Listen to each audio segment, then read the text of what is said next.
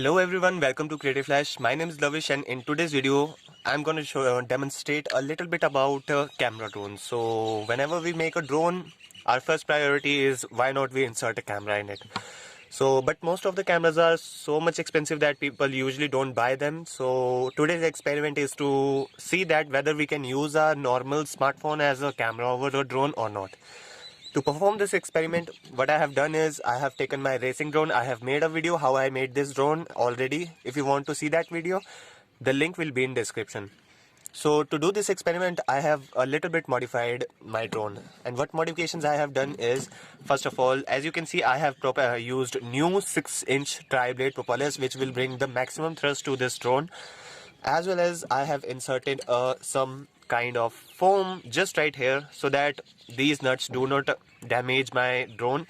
And as well as I have drilled some screws. I have drilled and inserted some long screws here. These are M3 by 50 screws. And my initial experiment is to take my cell phone. I will start recording and just attach it here. And with some sellotape I will just wrap it so ensure that it will not fall out. And after that I will start my drone and see whether it will fly or does it able to take a good quality footage or not. So let us see that how the drone worked.